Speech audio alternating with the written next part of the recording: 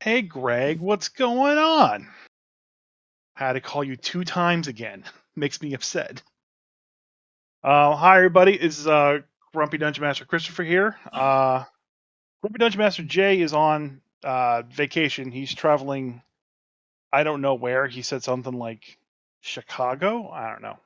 But I've decided to get in a guest speaker with me today, and we brought back one of our previous Grumpy guests, um, Jeffrey Ludwig. How you doing, Jeffrey?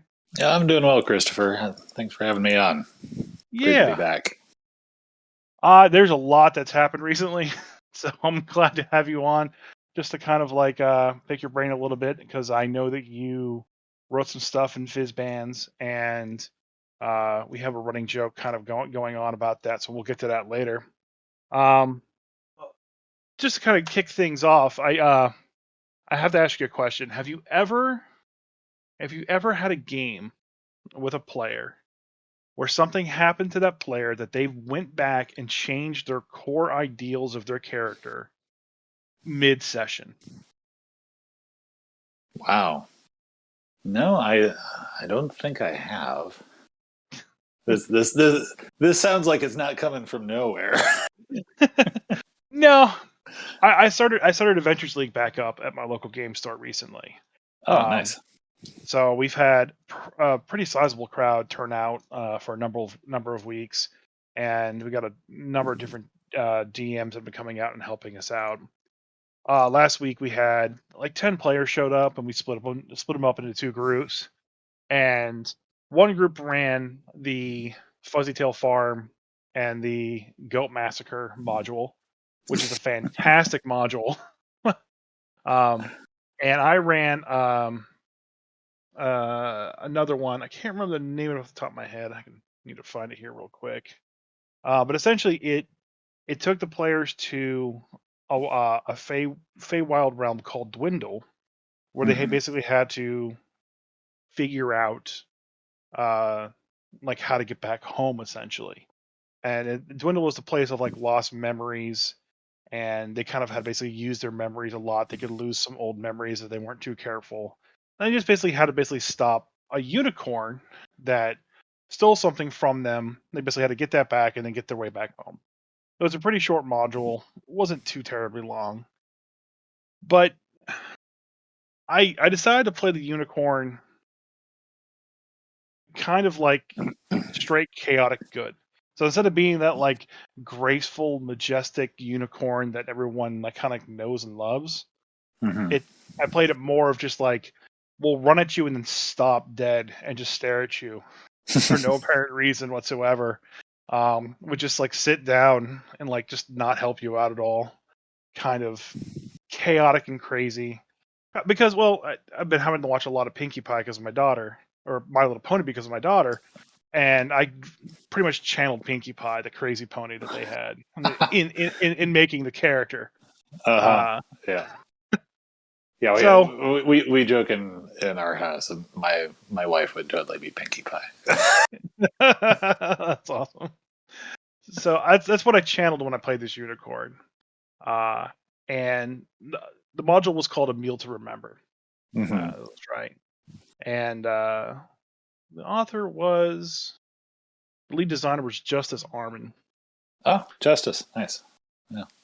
So I played this unicorn like Pinkie Pie the pony, and just doing kind of all crazy things. But one of the players decided to basically jump on top of the back of the unicorn, or Hmm. at least try to. He rolled super well. He got like a 21 on his acrobatics check to like get up on the unicorn. So I did a contested acrobatics with the unicorn. I got a 24. So he just barely beat me, or barely lost to me. Uh-huh. Um, and I was like, the unicorn does not want to be touched, so it stabbed him with the horn. Okay. And Uh-huh. I mean, I figured it would do that, but then it just ran over and sat down to the rest of the party, All right. and they kind of just did their thing, and eventually they picked the other guy up, and he didn't like it at all, so he started attacking the unicorn with his Eldritch Gosh. Blast, and the unicorn's just kind of sitting there, and he's whiffing all of his shots. Um,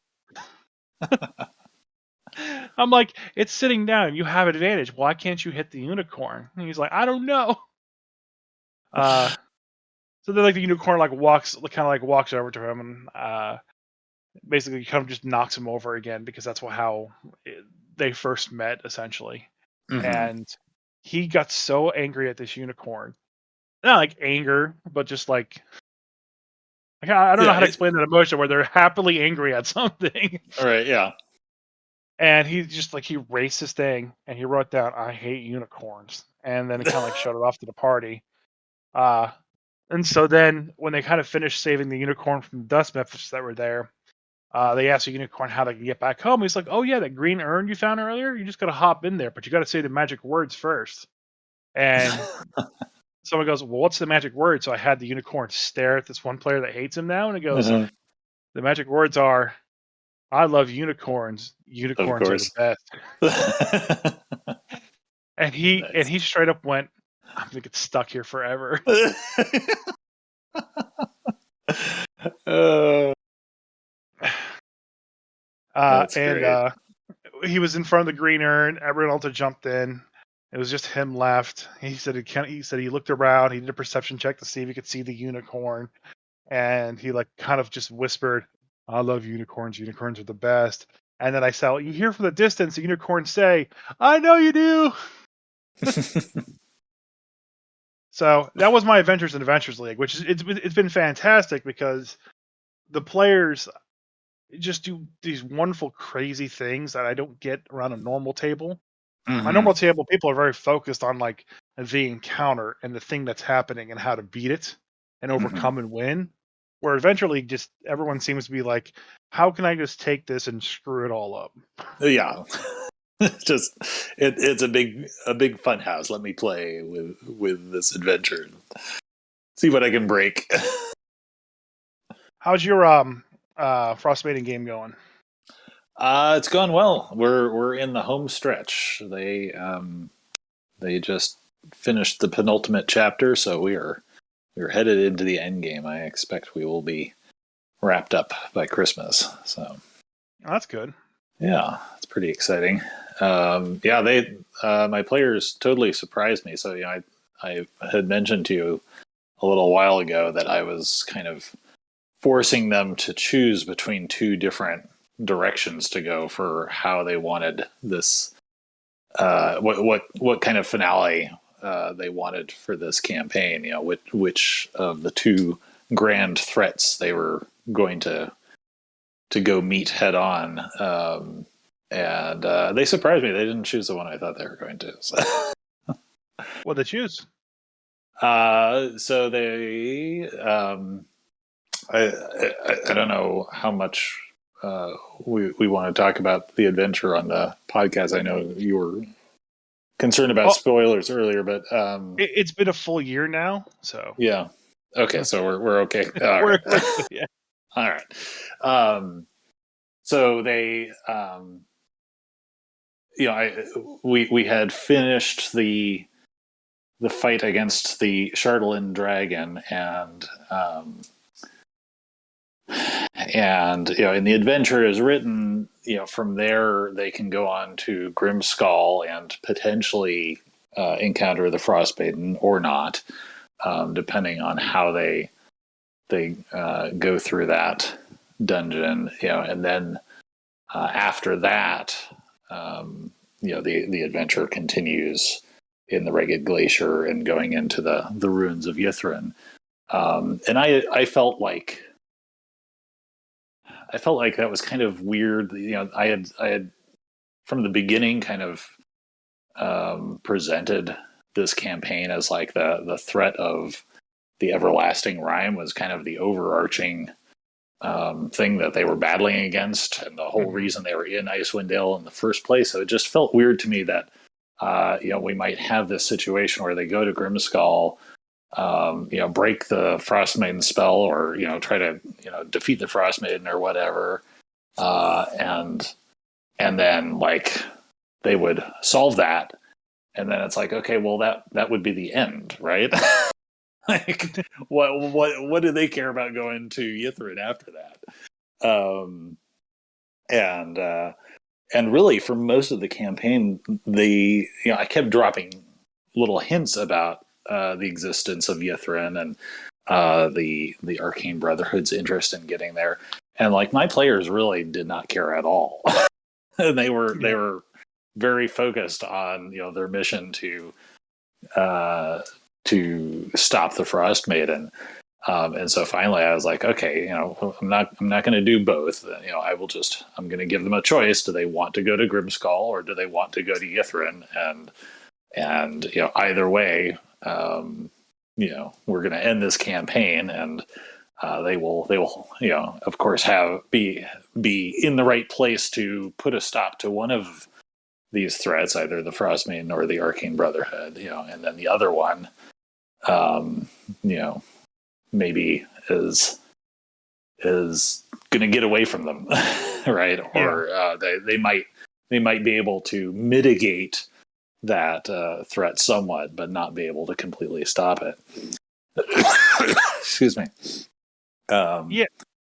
And so, but I had to come up with a reason why the Arcane Brotherhood going to Yithrin was a threat, right? Because as it's presented in the adventure, it's kind of like, okay, well, they're all interested in getting there, and like the Arcane Brotherhood wizards are all bad dudes and dudettes, right? Like, they're all bad grandmas, pretty slimy and evil and whatnot, but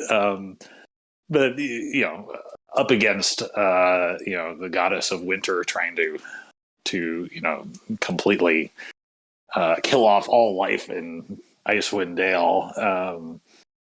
It's just like, well, who cares what these wizards are doing, right? Yeah. And so, so I was sitting there kind of rattling my brain thinking like, okay, well, what's a more interesting reason for them to be going there and for this to actually matter, and how does it tie in with the Frostmaiden and whatnot? So what I decided was,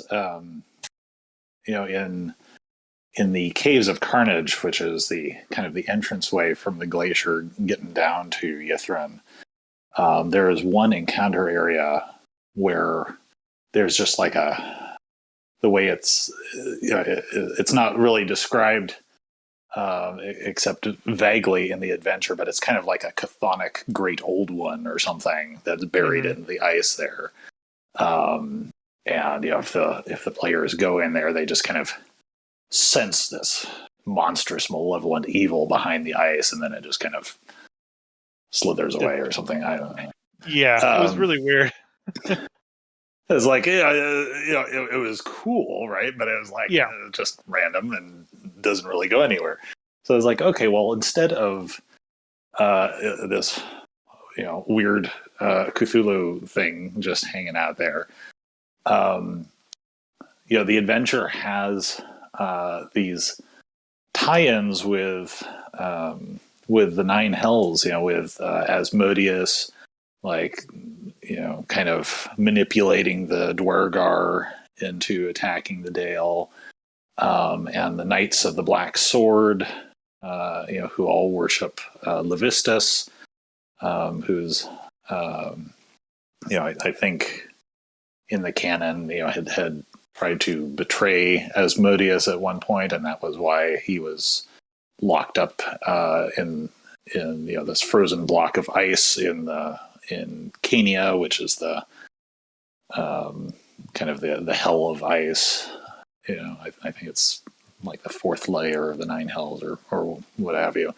So I was like, okay, well, what if instead of this great old one, what if Levistus is hanging out in the Ragged Glacier? What if that's what the Ragged Glacier is the prison of Levistus?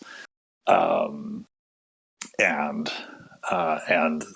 that's why the Frostmaiden is trying so hard to make sure that the Arcane Brotherhood doesn't get in there, because she's got some sort of deal going on with Asmodeus to keep Levistus in prison there, something like that. So I was like, okay, I can work with that. So I had the characters meet an NPC that one of the characters had a tie-in with their backstory with, who had kind of this missing piece of the puzzle and was able to tell them why the Arcane Brotherhood was. No, I mean some of the Arcane Brotherhood just wanted to get to Yithrin to to plunder it for magical secrets and whatnot, right? But one of them, the Tiefling who's working with the Knights of the Black Sword, she's trying to free Levistus from his prison, right? And that's why she wants to get into Yithrin, is to use the Mythalar to melt the glacier and free Levistus. Yeah, and so then when my players heard that, they were like, "Oh, yeah, that sounds really bad. I think that sounds worse than the Frostmaiden. I guess we're going to Yithrin." So I was like, "Oh, okay, mission accomplished." And got some buy-in at the 11th hour of the campaign.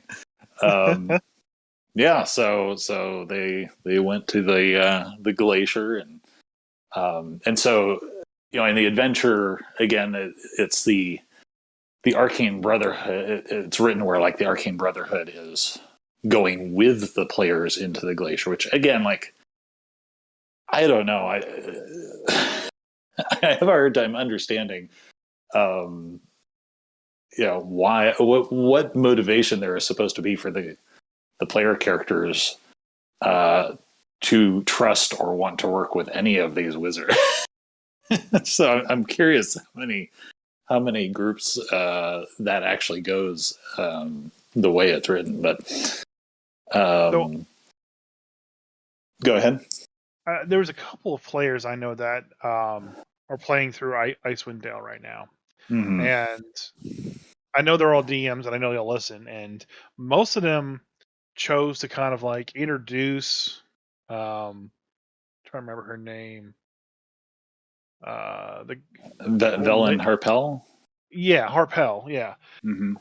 They chose to introduce Harpel much earlier in the story to establish kind of like the NPC that they all can kind of go to and get information from.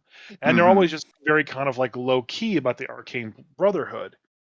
And even my knowledge of the Arcane Brotherhood as it relates to like all of the Faerun lore is kind of limited. Just kind of what I read in the book.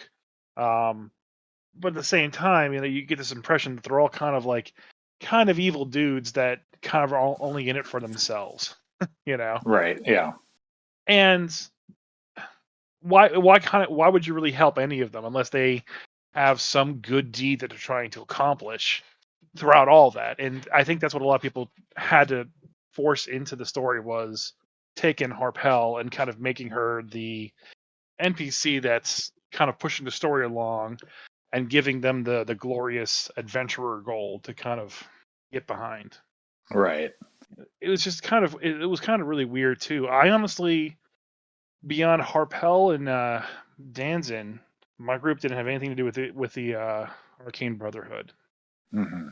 Just because of where they went in chapters 1 and 2, and most of my story kind of revolved around the Duergar. And when I saw that Asmodeus was in control of the Duergar and Levistus was with the Black Swords, I immediately changed that to basically be Levistus is playing with the Black Swords and the Duergar. And just kind of like, he's trying to attack it in two fronts. And for me, it wasn't that the Mylar would melt his prison or anything like that, which I think is a great idea. And I'll circle back around that in a second. But mine was basically reverse time.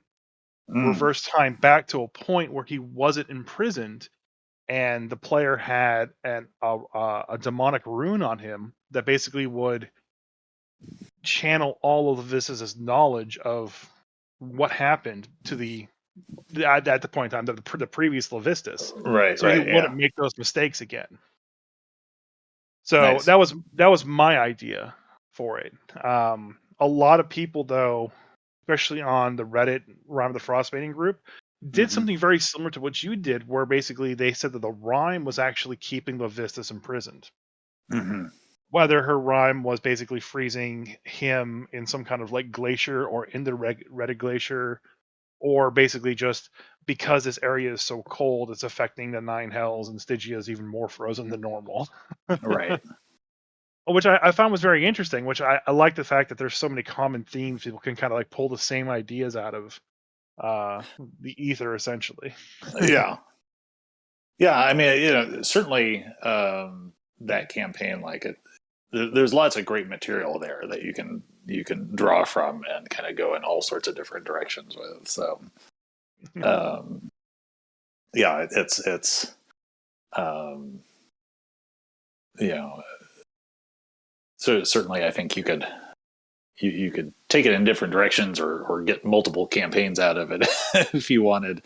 It's a lot to kind of stuff into one playthrough. And in Yeah. fact, I for a while I was thinking my group would never even fight the Charlotte Dragon because they had had such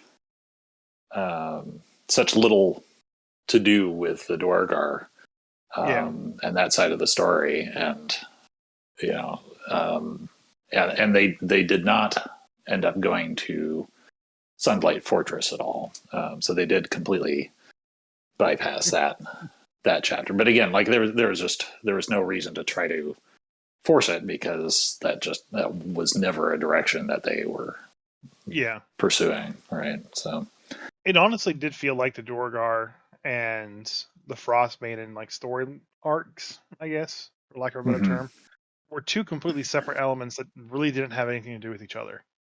Yeah. I like both stories, but it almost felt like you could shovel the Dorgar stuff into the beginning of the book and then Frostmaiden at the end of the book. Like, Right. the Yeah. second the dragon's destroyed, now the Frostmaiden comes in and starts Mm-hmm. just freezing everything. Like, oh, they were the only thing that was stopping her from coming in and wrecking house. you know. Right. Yeah.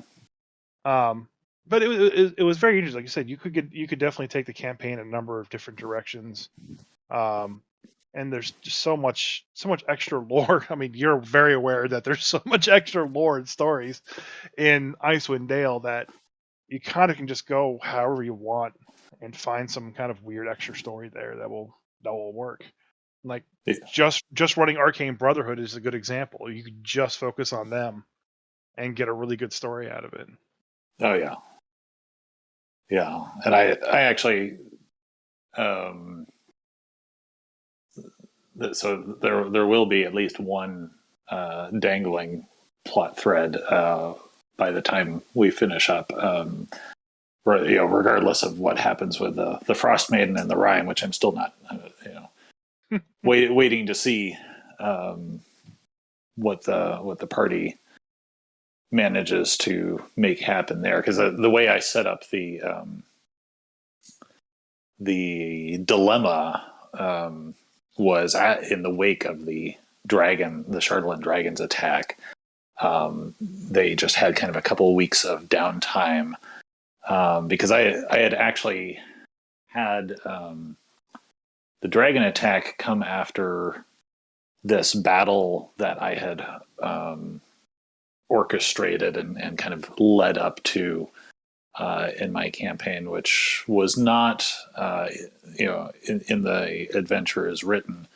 But as the group had been going about their adventures, I had been intimating that the Frostmaiden had been, kind of taking note of their activities, and they were starting to become a thorn in her side.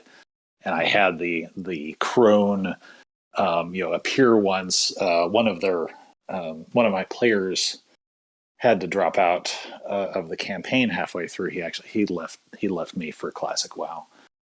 Oh, okay. Yeah, I see how it is. So yeah, but but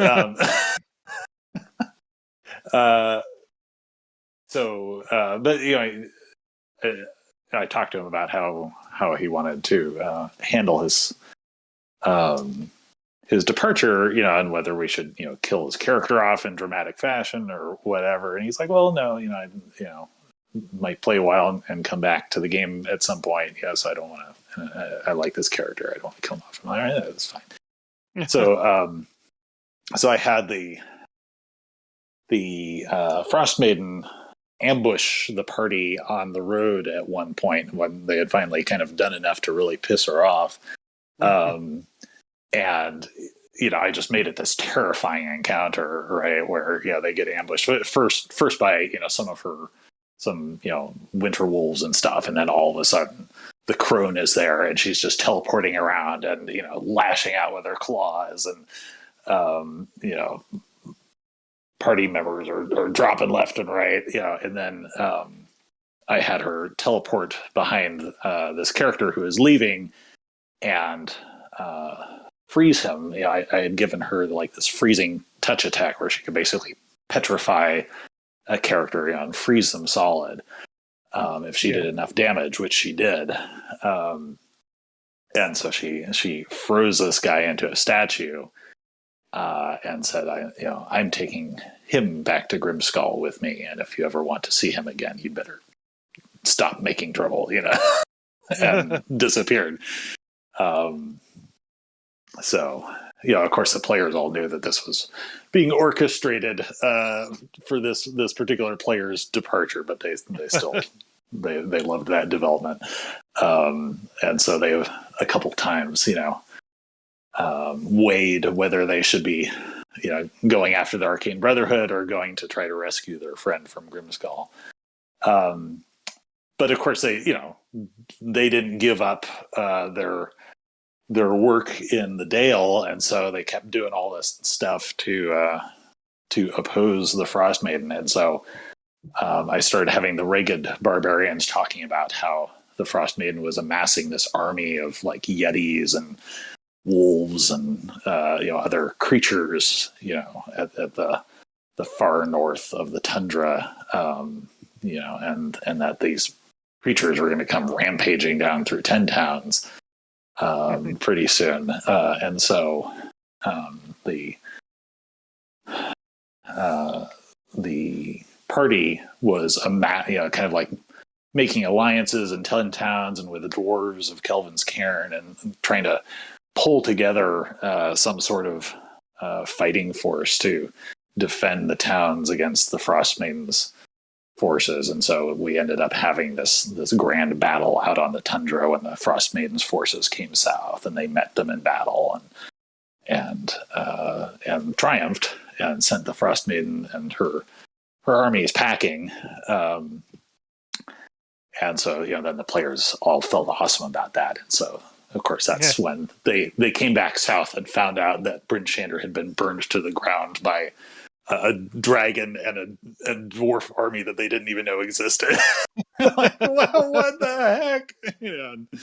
So that it was a mad dash to try to save the rest of the towns from the dragon. But at any rate, so in the wake of that, they had a few weeks of downtime because the Frostmaiden's forces were broken, at least for the moment, and they had some respite, and they could start rebuilding the 10 town, rebuilding Bryn Shander and whatnot.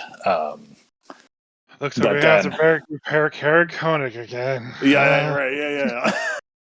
This happens every 10 years. They keep bringing down the town, but they leave the barracks alone. Right. So then I had some NPCs show up after they had been spent a few weeks in town recuperating with this dire news, and one of the NPCs, one of the Ragged Barbarians, had seen the three wizards of the Arcane Brotherhood traveling together to the Ragged Glacier. And they're like, they're gonna go get to Yithrin. We got to go stop them. And then they turned to the other NPC and they said, oh, okay, what's your news? And he said, Grimskull is moving. It's coming for the mainland. So that was their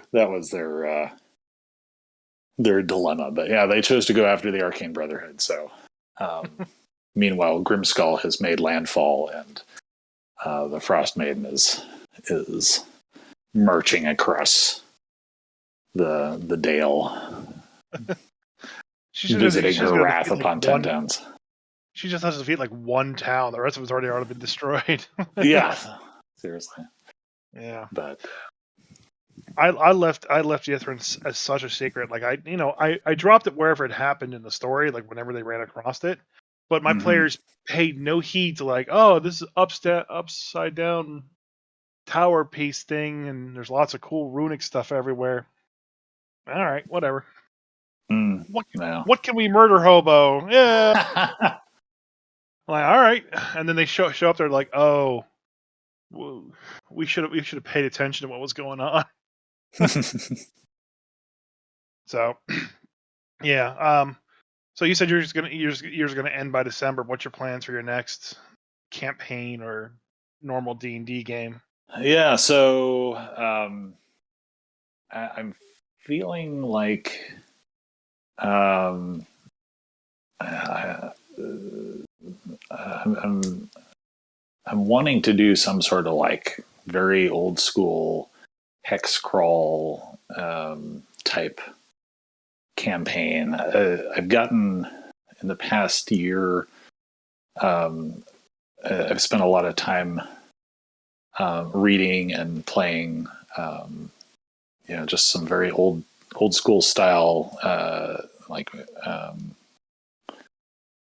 dungeon delving, like random dungeon generation tabletop stuff. So like Advanced Hero Quest and Dungeoneers is a new one or newer one that's come out that does kind of the same thing. Mm. And I really enjoy that kind of emergent play style. And I love exploration type games and whatnot. And I also I get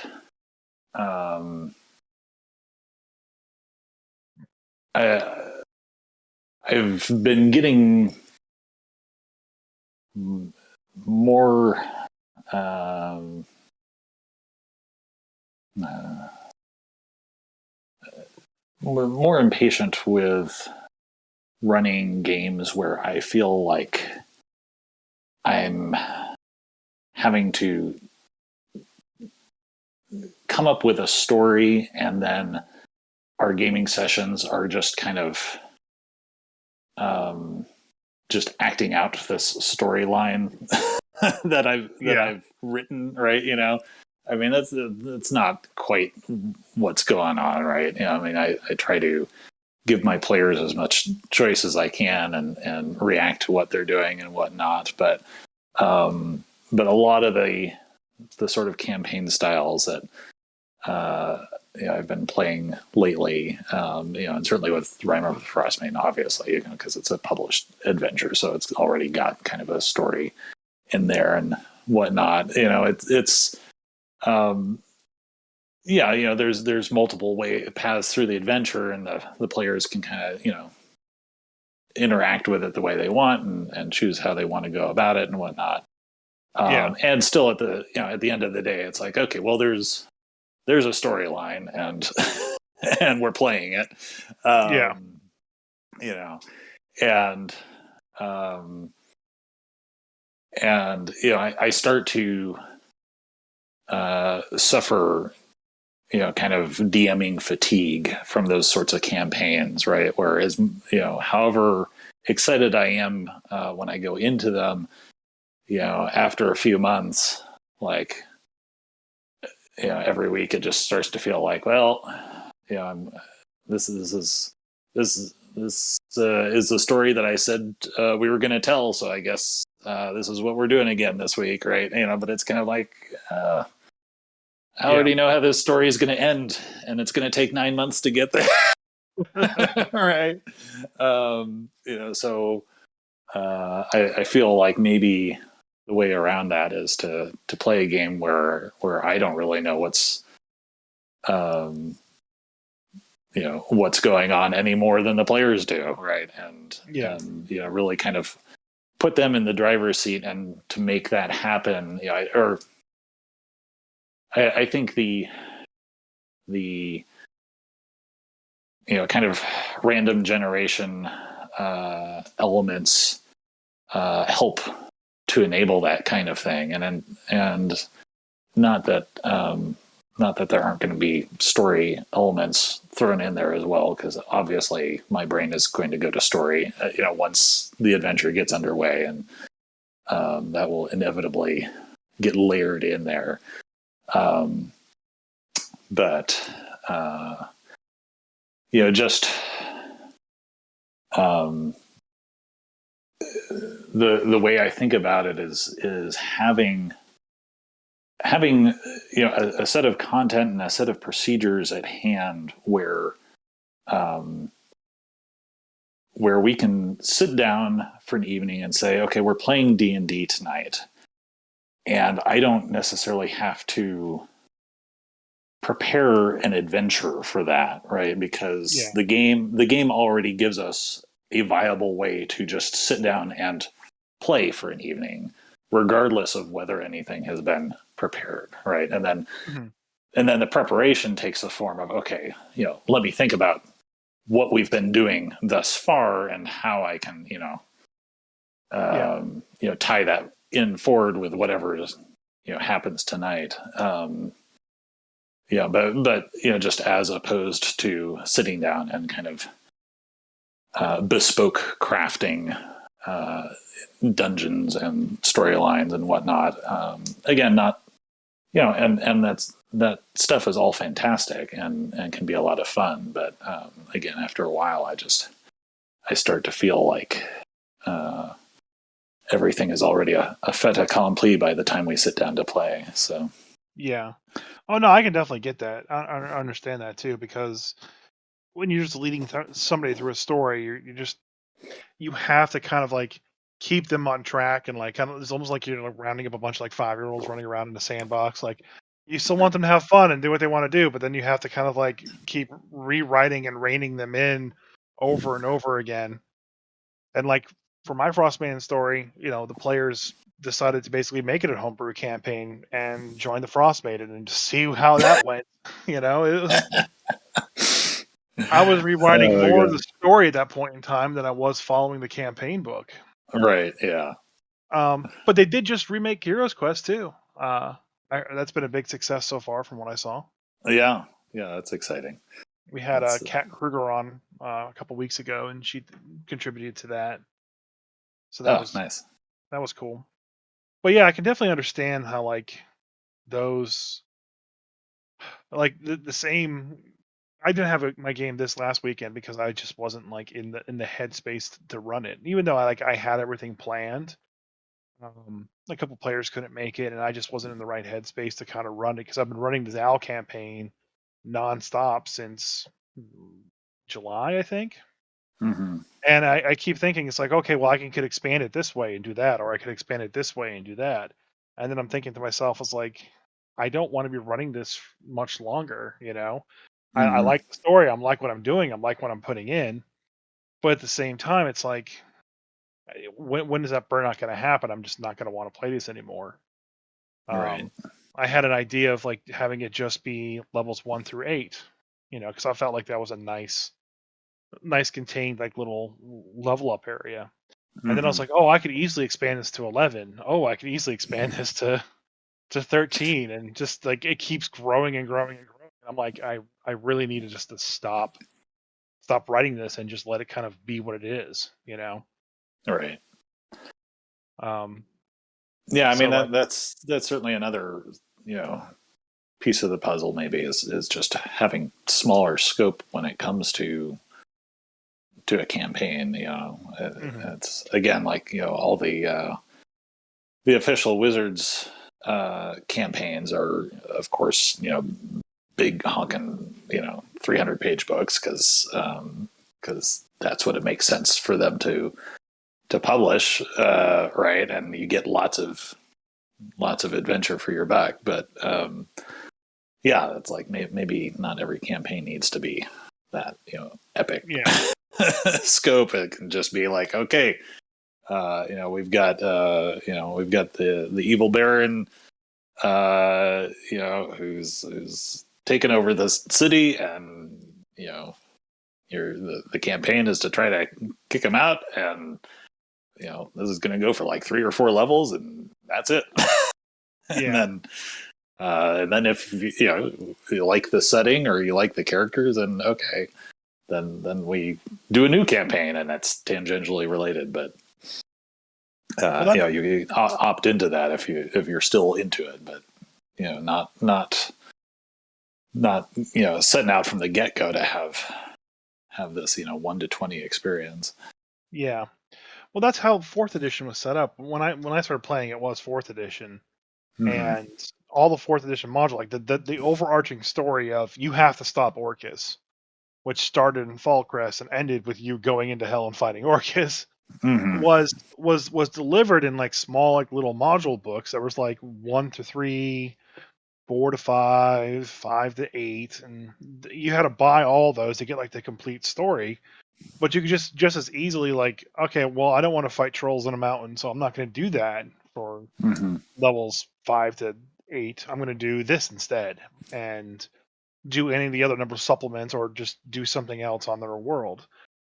Um, and since I didn't have all the things, like I had to fill in some gaps here and there, and I did kind of what you did, where I had like a hex grid and let the players go from, Fallcrest as one hex to where do they want to go? They want to go to the south, or go over to the dwarves in the east, or go north and fight some frost giants, and kind of let them kind of like drive the story that way, Mm-hmm. knowing that there's going to be uh, an adventure supplement in a couple of levels. That way, I would pull back out and like, this is now the part of the story. You know, Yeah. I've always tried to drive everything with like certain tent poles that are like the story beats of the big story, and they kind of like fill in the gaps in between. And I found that to be more enjoyable for me because, like I said, I could just kind of go off and do stuff not story related for a little bit, and kind of let the story breathe, let the characters flesh themselves out some, then go back to the story and keep on going. But Yeah. I would definitely say that having to go all the way to 30 to fight Orcus would take years. So I'm glad that didn't happen on one hand, but on the other hand, I don't think I played fourth edition past level 10. Hmm. Yeah, we got up to the first campaign we played in fourth edition. I think we got up to about level 20. And yeah, I used a couple of those published modules, and then most of it was it was just we were doing our own stuff, and then every once in a while I would just toss in one of those modules because I liked it. Wasn't Yeah.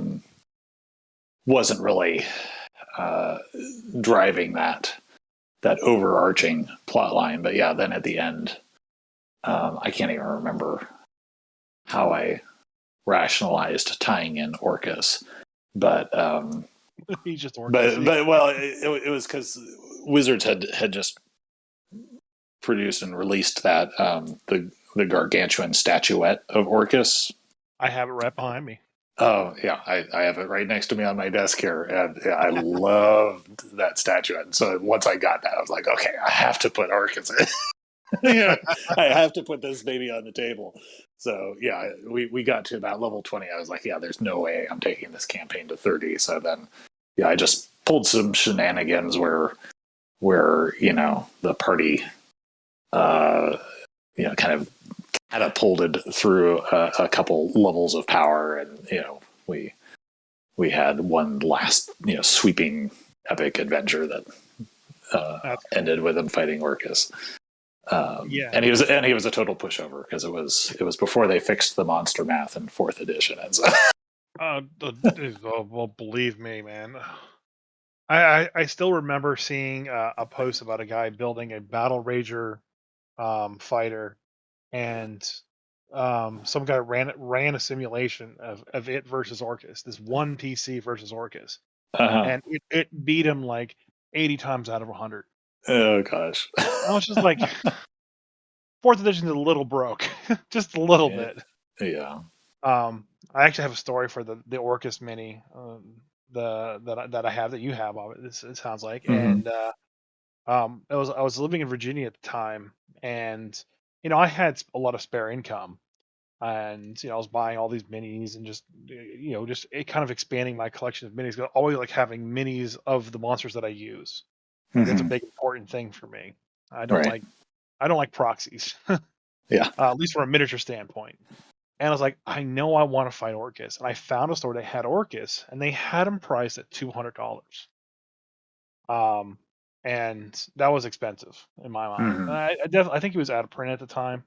And so I kept going back to the store over and over again, buying more minis, talking to the owner, learning, just finding out like, what he liked. And then I saw the miniature went from like 200 to like 150. And I was like, okay, Mm-hmm. well, that's something else. And eventually, one day I said, hey, that thing has been up there for 2 years. No one's bought it. I'll give you $80 for it right now. And he's like, all right, deal. Here's $80. I got the mini. Uh, Nice. and I was overjoyed, and I never got a chance to use them. Never got a chance to use them. Never got a chance to play with them. Actually, until 2 years ago, um, my my previous DM, his name is Sam. He actually is what got me into fifth edition because I had taken a break because of just how fourth was and the Mm-hmm. negativity that was just there that I kept getting from all the players. I was Mm-hmm. part of the beta test for 5e and really enjoyed it, but everyone was just so anti D&D that wasn't Pathfinder, and I wasn't interested in Mm-hmm. starting something with Pathfinder. So I took a break from Dungeons and Dragons altogether. And my friend got me back into playing again. I was actually a player. We went through Lost Mines of Fandelver, had a lot of fun. And he then had to basically move to Germany for his job. So he moved off to Germany, and I was like, you know what? I have an idea. I'll do one final game session just for you. Invite whoever you want, and we'll have a good night of just a D&D session that you get to play. And he's like, Mm-hmm. okay, that sounds great. I was like, do you have anything that you would want to play? He's like, yeah, I want to play Wild Sheep Chase. Do you know that module? No. It's a free module you can get on DM's Guild. It's considered to be like one of the best one shots ever Mm-hmm. made. And it's a very adorable thing. It's balanced pretty well for level fives. So basically, I went ahead and ran that for him. Um, they started the adventure. They found the sheep. They had the scroll on it, and they had their call to adventure. Then they went to the tree where the bad guy was, and they started working their way through. And the bad guy was using a wand that was a skull, like a skeleton finger with a skull head. Mm-hmm. It was broken, and so he kept trying to use it. And eventually they beat him. They beat the dragon that's actually like a bed. There's the guy animates his furniture in his bedroom and becomes a dragon that flies around and everything. So they beat the dragon, they beat him, and uh, they crack open the wand. They take the wand. They're like, "Oh, it's already broken, so we can just break it further." And they snap it in half. And that's when I was able to actually finally pull out Orcus and just like set him on the table. Like, yeah, now you have to fight this guy. Good luck. At fifth level, yeah. At fifth level, after you just defeated a wizard and his bedroom dragon. Yeah. But I had some recourse, like he's been in prison there forever, so of course he's super weak. I think I gave him like pit fiend stats. Took Mm-hmm. away all his like big core, like, oh, AoE death, let's see how that works kind of Right, abilities. yeah. Circle Um of Death versus a fifth level party. We're done. so it was interesting to see them actually like kind of like fight the mini. There's like, do I get flanking from back here? It's like, yeah, yeah, you do. He's that big. Uh-huh. Okay. Uh, so it was fun. It was a great night. They eventually got him. They sealed him back into the wand, and that was just it. But that was the only time I've ever actually been able to use that mini. And I Mm-hmm. sat there looking at it. It's like, I'm gonna use this mini. I actually bought the Gargantuan Tiamat figure Oh, recently. nice. Yeah, that Um, looks beautiful. yeah. So I got that sitting there. I'm like, man, I want to use that, but I'm only playing online now and streaming, so I really Uh-huh. can't. Yeah. But I'm halfway tempted to see if I can't convince the Adventure League people that are more consistent if they want to Mm-hmm. run through um, a Descent into Avernus, and then just Mm-hmm. really shoehorn that story to them fighting Tiamat. That way I can just like bring it out on the table and go, okay, you're fighting this one. Yeah, Okay, you that'd be lose. great. uh, I don't want to kill another party in Adventures League, but I will. So, I know we've talked a lot about Frostmaiden, but so we have to shift gears a little bit. You wrote, for those that don't know, you actually write for Wizards, and you were in a lot of fifth edition books. And you were recently in Fizban's Treasury of Dragons. Uh, Mm-hmm. what all did you write in that book? So I Just was, I was working on some of the dragons for the Draconomicon section of the book, which is chapter 5, I believe. mhm. Um, and so I did the white dragon and the emerald dragon and the dragon turtle.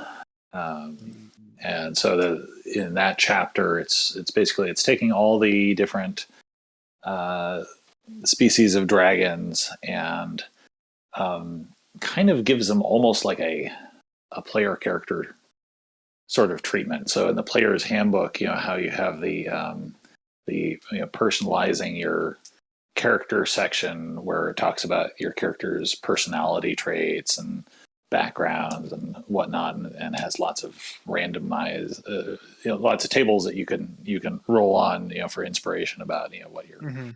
your personality quirks and flaws and whatnot are. So the Draconomicon kind of does a similar thing for dragons, where it's just kind of chock full of tables, and for each dragon, it's got different personality traits and goals that the dragon might have, as well as different plot hooks, potential plot hooks involving that species of dragons, different kind of like relationships that the dragon might have with other creatures in its lair or in its environment. So that, and then it has a sample layer for the dragon and some additional layer actions that the dragon can take, and kind of a description of the layer, so that, like, if you want to use it as an encounter area, if you just I need a dragon encounter tonight, right? You could just go open the book to chapter 5 and plunk one of these layers down and play through it and fight a dragon, right? Like, there's an hour, or two, or 5 minutes, depending on well prepared your party is for that Yeah. encounter. Um, but yeah, so it was a really fun project, because very so often, um, when you're writing an NPC, obviously you're just writing the NPC once, right? Mhm. And so you kind of have an idea who this NPC is and what their personality is like and what their goals are and how they are hooked into the story, right? But for this book, it was kind of like, okay, here's an NPC. Your NPC is a white dragon. Now write that white dragon 10 times, right? Yeah. um, you know, and then you're going to do it for another dragon, but it has to be totally different, right? And then you're going to do it for another dragon. It has to be totally different, and so Mhm. it was really kind of getting into the fun of getting into the mindset of each particular type of dragon, and like, okay, what makes a white dragon tick, right? Like, just really kind of getting into its head and thinking about what makes this species of dragon unique and different from every other species of dragon. So Yeah. There was actually a video I watched like a year or so ago, that I actually had to give to my old friend, because he was having a difficult time like understanding how to run a dragon in D&D. Like, oh, they're all super smart and everything like that. I was like, no, they all kind of have their unique differences. Some are more intelligent, some are more primal, some are more like skeeving, some are very open and lawful. They kind of definitely have their own personality traits, and that really wasn't presented much in the monster manual, but it was mm-hmm. kind of there. So I'm actually glad that they have those tables now where you can just kind of sit there and just roll out a dragon real quick and like, okay, this is the way it goes. Um, Now you said you did something with the dragon turtle. Um, Yes. was it just like the info blurb on the dragon turtle, or did you actually make up the dragon turtle stats? Yeah, no, so I did not design the stats, and the stats are actually in a different chapter. So they're Yeah, chapter 6, I think, is where they present all the new and different types of dragons. That's where all the gem dragons have their stat blocks, and then yeah, the dragon turtle. For those who don't know, the dragon turtle is in the original monster manual, but historically, the dragon turtle has been kind of the stepchild of the dragon family, right? Where it's never been presented as kind of a fully fledged dragon that gets different age categories and whatnot. It's just kind yeah. of a one and done monster. So there is a dragon turtle stat in stat block in the monster manual, but for Fizban's, the dragon turtle actually got promoted. It graduated. It's a real dragon now. He's got a little medal, a little plaque that says "You're a real dragon, Harry." Yeah. So the book now has stat blocks for different ages of dragon turtle, which I was very gratified to see that, because I love me some dragon turtles. Yeah, Um, I penciled a dragon turtle module in, and on a future future work that I want to do. Uh, nice, because I but just like the art on it was fantastic, and that's what first kind of like drew me in, because the art was actually in the Adventures of Forgotten Realms Magic the Gathering set. In fact, most of the art in Fizban's is straight from that set, so they reused a lot of art. But mhm. that dragon turtle is just popping up out of the water, like just grabbing the boat and pulling it under. It's just like there's just so much there, so much to work with instead of just a dragon flying around breathing something, Yeah, yeah, and they're fun, right? They are definitely physically different from the other dragons, right? Mechanically different from the other dragons. And then again, with in terms of its personality and its goals and whatnot, um, it's actually kind of a little similar to the white dragon in this respect, in that both of them are kind of on the lower end of the intelligence spectrum hmm when it comes to dragons. So um, that was really something that I was looking at when I was writing for this book. Was looking at because very often when we're going into the monster manual and looking for dragons, if you're not already going in with an idea of which one you want from a story sense, or just the environment, matching the color to the environment, then maybe the next thing you're looking at is CR, right? Because again, historically, they've all kind of been ranked in this hierarchy of which colors are more powerful than the other colors, right? hmm Um, but also, the different species, have different levels of intelligence, and some of them are like the gold dragons, are practically godlike in their intelligence, right? But then the white dragons are much closer to beasts, or monstrous beasts or something, that and as they get older, obviously they get more intelligent, um, but so to me that really kind of both the difference in intelligence between the different species of dragons, and then also the difference in intelligence between the different age categories of a single dragon. Um, that to me tells me a story about um, what is this creature like, and what are its motivations going to be, and how is it going to interact with the world and the environment and player characters and whatnot, right? And so for both the white dragon and the dragon turtle, I kind of wrote them where in their younger forms. They're they're much more like animals in the environment. More intelligent than normal animals, right? They're certainly more sophisticated, more clever, more dangerous, right? But at the same time, like they're not really concerned with like, oh, I want to manipulate trade routes in the area around my lair. It's like, no, I want to go get some food, and then I want to get some gold. It's like that's all I really care about. And this thing in front of me, like, is it food or is it a threat?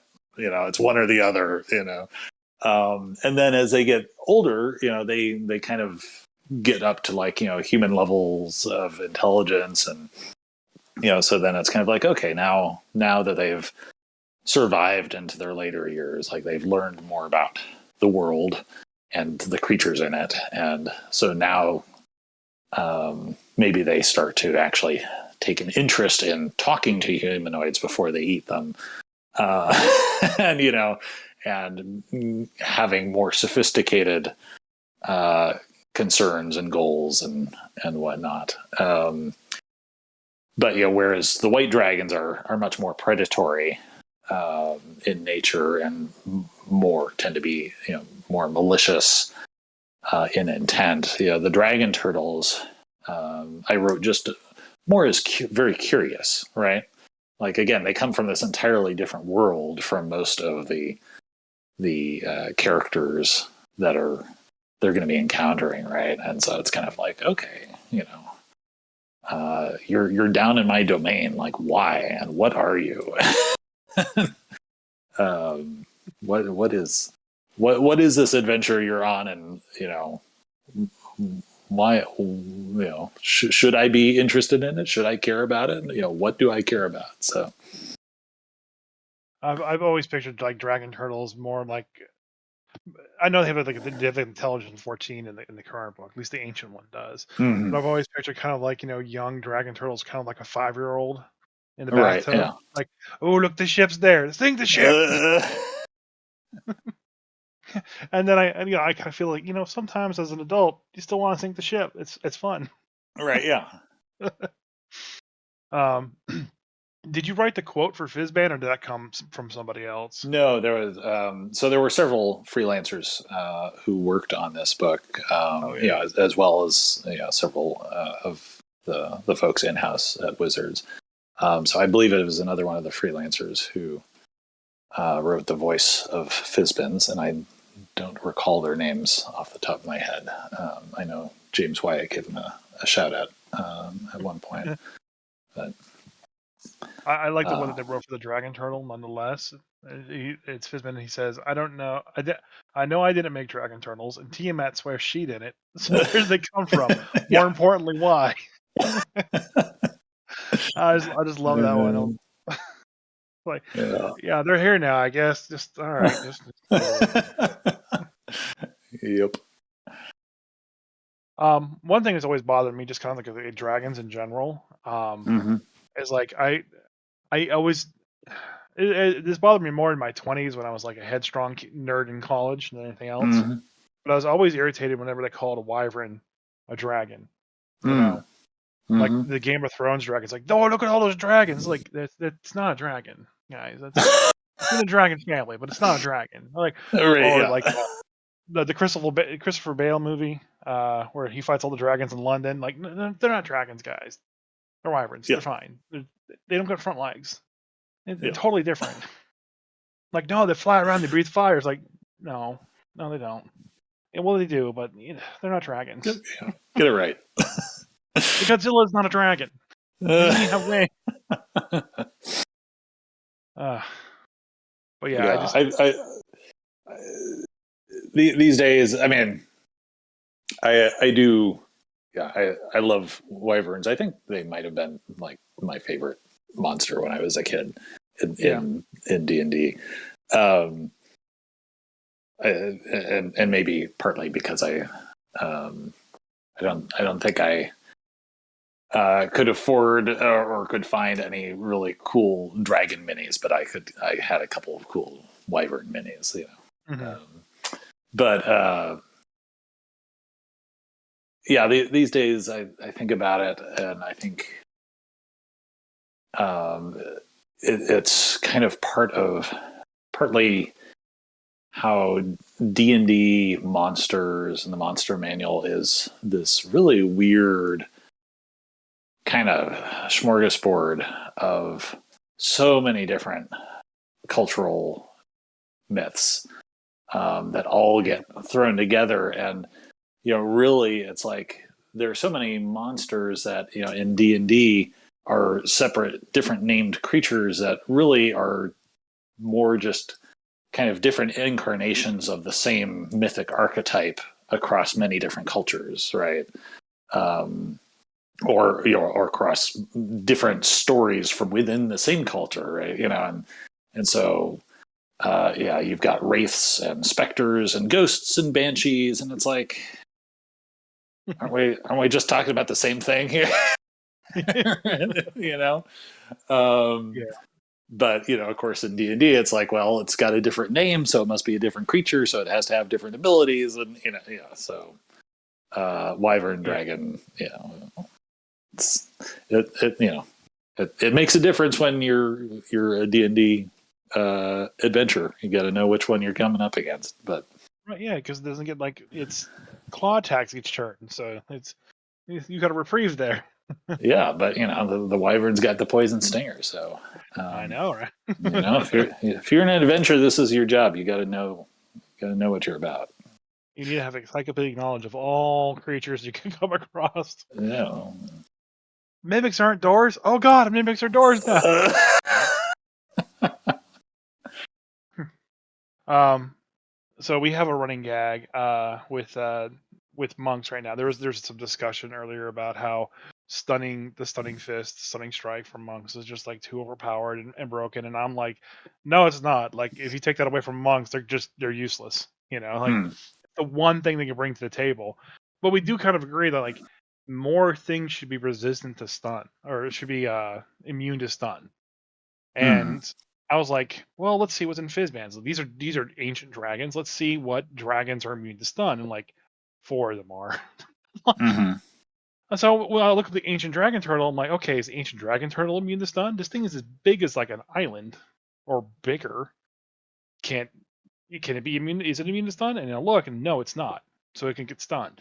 Now, granted, it has legendary resistance as a plus 16 uh, to its con saving throw, but still, there's that chance that a monk is going to punch an ancient dragon turtle, and for whatever reason, it's going to get stunned. The way I picture it is like the adventurers out in the high seas and they see an island and they stop at the island and it's got like a village on it that's been abandoned and like trees and animals, and of course there's always a boar for some reason, and Right. Yeah. they're running around going, oh, what's going on? And all of a sudden lightning storm happens overhead and they realize, oh, the ground is moving, so the monk instinctively just punches the ground with stunning strike, and somehow the dragon turtle fails it and is stunned, and everything just stops. And he's eternally stunned, like floating around in the ocean, unable to make his saving throw, stunned by this one monk. I just like, I guess they expect the plus 16 con to like push it through and have the monk not be able to stun a dragon turtle, but I still just find it funny. The monk can just run up and like pop it right in the nose and like it's stunned for a whole round. Yeah. I'm Well, just, I mean, and you know what? The same thing's going to happen to Tiamat when you put her on the table. If there's a fifth level monk in that party, watch out. it's like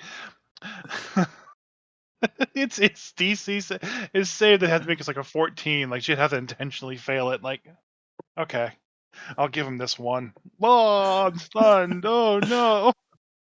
Yeah. I just So yeah, I mean, I would say from putting my DMing hat and designer hat on, I think I think the game is expecting legendary resistance to do the heavy lifting there, right? yeah. That's kind of what legendary resistance is there for, is to say, oh, you thought you had a save or die ability. No, you don't. It's not that easy, right? But eventually, if you want to keep burning abilities like that, eventually you're gonna get one that lands, but it takes a while. So Yeah, I won't go into details about it, but that's literally the last Star Wars game that I had. That's how we had to beat the big bad end guys. Like, oh shit, the spell's going off. All right, let's just make him burn his legendary resistance and hope he can survive 4 rounds. yeah, And that's what we had to do. You know. yeah. But also, I'll say I think fifth edition seems to, in many ways, not all, but in many ways, it seems to me to take a light touch with immunities. Um, because I had a kind of similar experience when I was playing a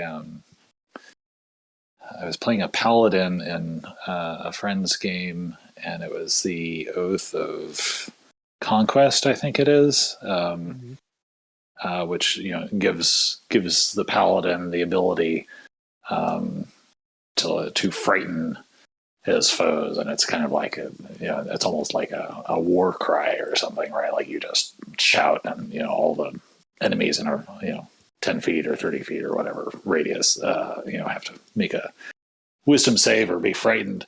um, and so we were running through this adventure, and I was complaining to the DM is a longtime friend. He's a player in my regular game, and so we were just kind of good naturedly complaining to each other. He was complaining about how overpowered my paladin was, because when he was able to use this ability, then the frightened creatures, their speed gets reduced to 0, right? And so he could just completely lock down the encounter, and especially for creatures that didn't have effective range attacks, they would be fish in a barrel, right? um, and I was saying, well, yeah, but I've only been able to do that like once or twice because most of the creatures in this adventure are immune to fear. He's like, what are you talking about? I'm like, well, you keep throwing all these undead at us. And he's like, undead aren't immune to fear. I'm like, really? We'll go back and look at the monster manual. Look at that. They are totally not immune to fear. I think there might be one or two specific ones that are, Yeah. but I was, I think, and that I think was in part just me detritus from the many other versions of D&D / Pathfinder that I've played, and I think in other editions or in Pathfinder, D&D undead are immune to a lot of mind affecting things, and Yeah. so I just assumed, right? And and also it just made sense, right? It's like, Yeah. what does a zombie care about my paladin shouting at him? It's like, nope, yeah, he can be frightened. All right, so Yeah, there's a lot of like common like carryovers that just seem to happen. Like you just expect certain monsters to be immune to fear or charming effects or whatnot, just from I guess just greater fantasy story. Just whatever Tolkien said. That's what applies to all fantasy games. right, yeah, Orcs are born from mud. Okay, but check, move on. They're not. Um, but yeah, the conversation is like having undead immune to stun because they don't have a nervous system. Like well, that's not how that stunning strike works. It works very specifically against like the life force energy that's currently powering them, so mm-hmm. they can still be stunned. Yeah, And we talked about it on the podcast. We talked about it offline, and just a lot of people just to think that they should be immune to stun. And like it's the DM's prerogative. Make them immune to stun. Just make sure the players know that they cat is snoring. Make sure that the players know so they don't waste that opportunity. You think that would be common knowledge. There right, is a player in my Discord who was asking me to help him come up with a name for his revenant style race that they have, and he gave me all the backstory and whatnot. And um, I think ultimately we came up since his undead that are the PC race. are undead, but they have like a phylactery built inside of them, which stores their soul energy and kind of powers them and keeps them going. He's going to call them Phylax, which I thought was interesting. Mm-hmm. Um, it kind of plays off the fact that they have that phylactery in them. And then his last question to me was like, I wonder how mind altering magic and charms would affect them. You know, they're undead, so they should be kind of immune to it, right? I'm like, okay, yeah. Everyone just thinks undead can't be charmed and are immune to Right. mind altering effects. And I was like, it depends on, if you're giving each race of resistance or not. And I think D&D 5e borrows a lot from video game logic and MMO logic, much, as people don't wish it didn't, but players don't like it when all their abilities get shut down. Older Yeah. players that come from older editions expect that and are upset when it's not in there. Right.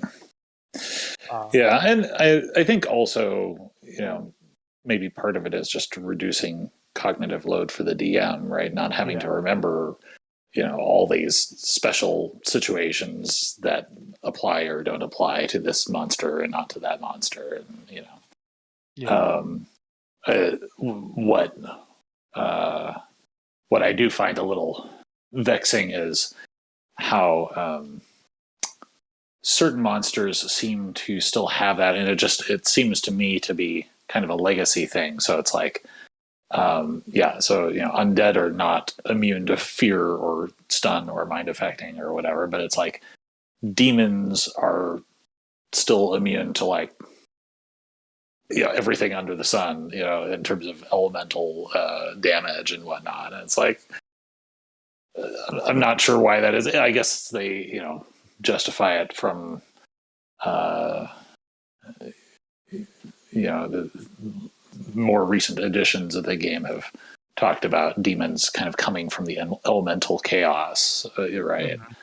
mhm, So the elemental chaos is like the elemental powers, so they're immune to all elements. But I don't know. I find it a little bizarre that they're kind of this small handful of creatures that are very heavily laden with all these resistances and immunities that um, don't really like. There's nothing about the monster specifically that would suggest that they would be immune to these things, right? yeah, It's just you have, again, it's kind of like this very old school. Well, like you just have to know that you can't affect this sort of monster with these 5 different damage types, because that's just the way it is, right?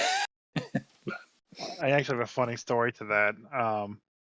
I was playing my group before I started streaming on Twitch. I was playing with my group, and we were going through Tomb of Annihilation, and they got to like level like 4 or 5, whichever one has like the giant gear machines on the inside, and one of the players gets engulfed by a shambling mound, Mm-hmm. and my wife, I think she was playing a sorceress or something like that at the time. She goes, "Okay, well I'm just gonna hit it with lightning," and I had looked at it like once she said that, I was like, wait, I think it had something for that. And I was like, lightning absorption.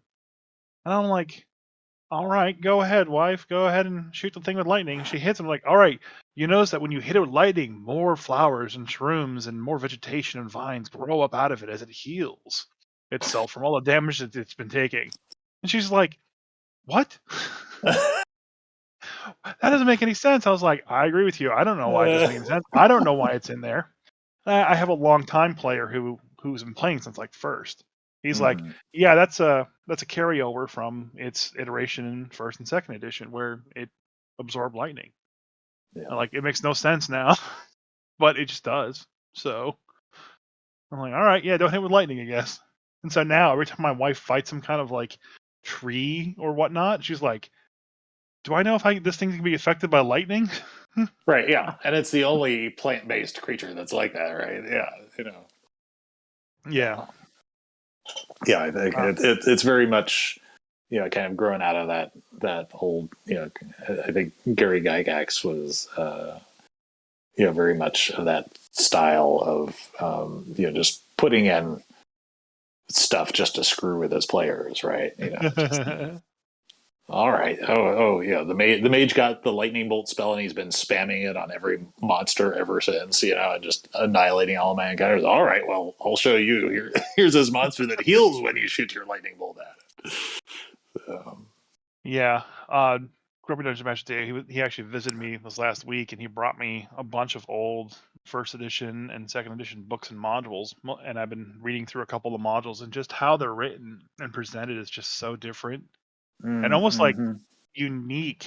I noticed that I was reading through the House of Long Knives, and one of the adventure guides, and just like getting information from the townsfolk wasn't like, oh, just roll your one DC check and oh, this is what you hear. Depending on how Mm-hmm. successful you were in your roll, you know, this is what you find. There's no DC check. It's like if you talk to these certain people, you learn this. If you talk to this, you learn this. If you're aligned this way, you learn this information. And if you have an evil god, you can learn this information as well. And Mm-hmm. I find that's much more world building than go ahead and give me a investigation check. Oh, Sure. 12? Yeah. Okay, you got this. But I can definitely understand how the way it's in 5e is definitely easier on the DM, just to reference a small chart and just kind of go from there. So I'm just fascinated to see how different it is from first to fifth. Mm-hmm. Yeah. Yeah. It's definitely kind of a style, both in the way that the industry's moved in writing, and the way people approach the play, and um, I think having the table or the list, um, is probably. I think I prefer it on the whole, just because it's I find it easier to digest. When I'm glancing at the page, and I can just see like a bullet list of info items, right? And it probably also uh, just more compact to publish that way, right? A lot Yeah. of those old modules spent a lot of word space. It's just Oh yeah. describing that kind of stuff, right? It's Um, 3 columns per page in tiny type. yeah. Um, and so, it's interesting because I think that really kind of comes down more on the play style, right? Because you could certainly, as a DM, you could take the list of 10 random info facts, and you could say, okay, this NPC knows this one, and this NPC knows that one, and make the players go talk to them, right? Hmm. Um, but obviously, the way it gets published kind of informs the expectations, right? The uh, back during original D&D and first edition and whatnot, it's like, yeah, that was much more the expectation of how the game got played, right? That's Yeah. that's how people are going to do it, so that's how we're going to write it, and then I don't know. Um, it becomes kind of a chicken and egg scenario. Like, okay, so did people start wanting to roll to find stuff out, and that's why we present it that way, or is it we thought, oh, here's a clever, easier way of presenting the material, and then that influenced how people ran it, and so that's now how people expect to play it. Um, so Yeah, and, and it's kind of been my quest is to kind of get as much old first edition, second edition stuff as possible and kind of learn kind of like the old ways and what's really changed. Because I can definitely understand how fourth and fifth worked and failed in certain regards. mhm. But overall, it's been so successful, you know, or fifth edition has been so successful since it came out, and this was pre-pandemic, and it's just even more now during this pandemic and post-pandemic that it just makes me believe that it's in the right path. The way it's set up now works and it's very easily accessible. They just got to find probably a better way to distribute the content, maybe, um, Mm. to kind of get it out there. I think going back to how fourth edition did their modules would probably make WotC more money, which is Mhm. at the end of the day the most important goal, right? But also give give players and DMs more time to kind of like fall in and fall out, because still the biggest problem is finding that steady table, finding a steady DM, and just kind of going on that way. So I don't think you can ever solve that problem, but No. smaller bites of content would probably work out that way. I think that's why DM's Guild is so successful, because all it is just full of one shots. Right. And by the way, I'm only 10 copies away from get gold on my Dread of the Ice Devil at this point in Oh time. boy, I feel like you've been sitting at 10 copies away for a month now, but I have. I don't know. Can I go on there and buy multiple copies? Does it work that way? Technically, I think you can. They only care about how many copies were purchased, but Yeah. yeah, I'm so excited about that and trying to get that there. But that's Yeah. all the Adventure League stuff. It was I just kept an eye on it for like the newest iteration, the Feywild ones. You know, they basically went from they were published, and a week later they were all silver, and then like a week later they're all gold. You know, so Right. it's like people are still buying this content quickly and fast to play these games. So, you know, it's definitely probably a good way to go, especially since WotC, I guess, decided to actually publish the Domains of Delight in DM's Guild and then Yeah, reference it. That stupid book. that Oh, that was irritated interesting. me. It's interesting. I mean, I guess it gives them an avenue. It's better than having them sell it off their website for an extra $10. Right. Yeah. I But don't know. donations go to, I think it was Jasper. Yeah, worthy cause. Worthy causes. But we've been talking for over an hour now. I do appreciate you coming in and subbing in for Jay while he was out traveling. My pleasure. Anything you want to plug for your side of the world? Oh my goodness. If you're interested in reading about my party's exploits in Rime of the Frostmaiden, you can head over to the opentome.com, and we've got our campaign blog up there. Other than that, I will let you know when I've got new stuff coming out. The next, we've got more things coming out 2022, so it's going to be a good year, I think. Oh yeah, I mean, I was very excited when they had that celebration, all that new stuff, and everyone should buy Fizban's because he's in it. Jeffrey wrote for it. Absolutely. All right, well, thank you guys for all listening, and bye, Craig. Bye bye.